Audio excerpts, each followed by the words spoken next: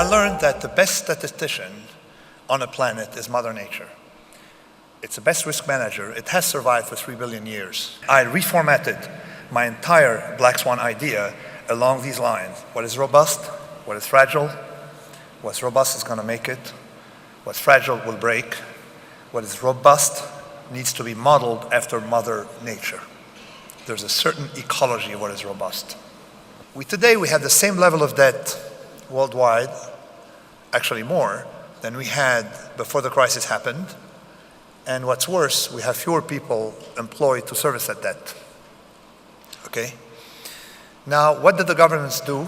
Instead of identifying the problem 2 years ago as a problem of risk and fragility, they thought it was a recession, and they're programmed to think in a certain way when there's a recession.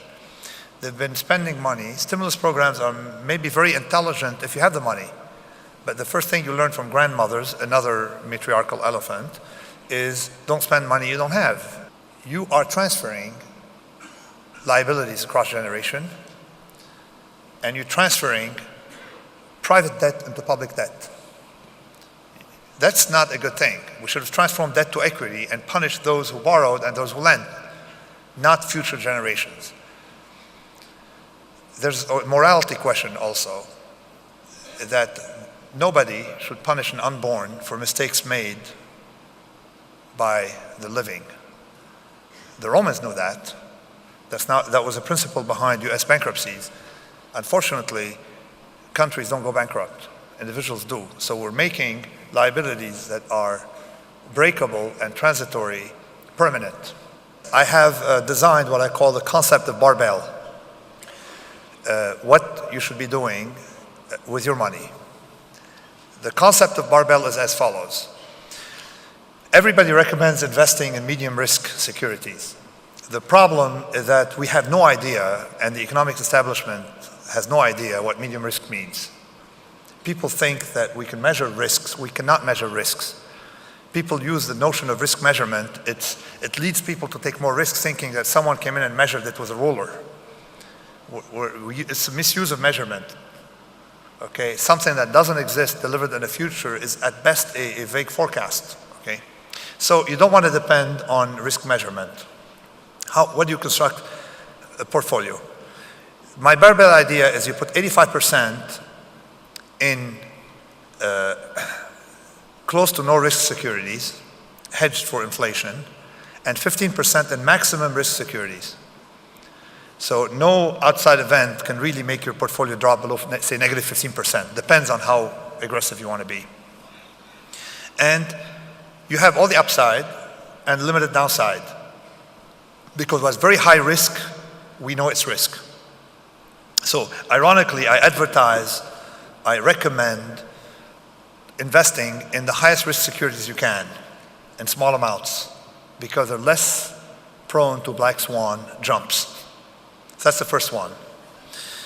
The second thing about individuals, that the financial industry has been trying to force individuals into things that are not very good for them, but very good for the finance industry. If you look at the performance of the finance industry compared to that of the investors, you will see that the investors have fewer yachts, or at least they had a bigger yacht when they started, when they end up with a smaller one, all right? So these are the numbers, okay? A drain of a couple hundred billion euros every year. So you realize that investors are acting sometimes foolishly, schizophrenic, and let me explain how. I have a baker. He works very hard baking bread, saves 125,000 rand from baking bread, completely paranoid about the risk of his business. He knows the supplier, he knows this, he knows who's going to pay, not pay. Very, very careful, meticulous in his own risk management in his bread business. Then he takes 125,000 rand and goes invest the money with some rookie risk manager, rookie fund manager in London. I don't understand how you can be paranoid in one domain and completely gullible in the other one, which is what is plaguing the finance industry, is people investing in stocks who should not be there. I'd rather have real passengers, in other words, real people, real taking risks where risks belong, which is why I recommend high risk securities, but for smaller amounts. There are other things I also recommend individuals to do is learn that cash is not idle. As I gave you the example of cash can rise 65% with respect to other assets in no time, it tells you that cash can be an aggressive strategy. And now with your cash you can buy a lot of things. The Kennedys got rich because they were in cash during the Great Depression. That no fund manager dares to do. That's one, negative advice versus positive advice. They can't tell, oh, stay in cash. Stay in cash, number one, you'd be fired from your brokerage firm. And two, the client will make fun of you. So that is a problem with the industry. So your job is to make people robust, just like a doctor is to make his patient healthy. By definition, I can't predict black swan events.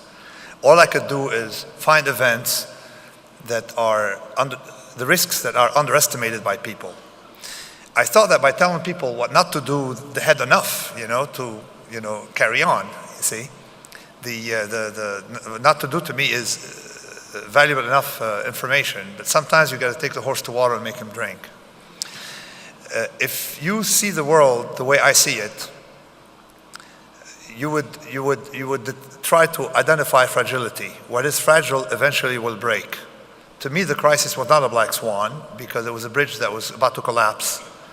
You can see that it was built to handle trucks of no more than 2-ton maximum, and you knew that there were trucks 200-ton, that could come by, right? So the bridge eventually would collapse. So it's the same situation today that we still have fragility, as I explained, with government deficits. So I suggest you avoid any form of stock market investment and any form of government bond investment, simply because these two are very fragile. Now, what do? I don't know. You have farms. From a farm or from a vineyard, you can get something that you can eat. So I'm not into giving investment advice or identifying black swans, but I'm very pessimistic. And I think that by staying in cash, or particularly if you're hedged against inflation, or if you have the right, hedges against inflation, you will not regret it in 2 years.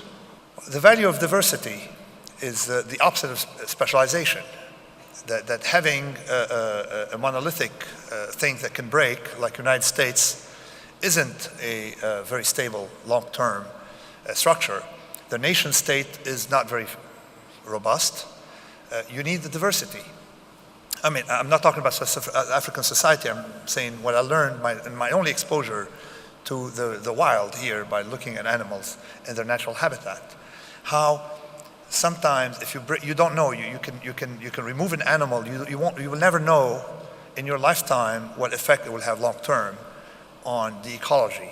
So just respect without understanding what has been done for a long time, and try to mimic as much as you can this natural habitat. So let me conclude by thanking you for inviting me the second time here. I'm very honored to be here. And my memories, when I think of countries, I think in terms of dark or light. I've been in Moscow in the winter, and it's not very light. Oxford recently, it was rainy. And South Africa, I think of the sun. I don't know why, but it looks luminous as a place. So thank you for inviting me.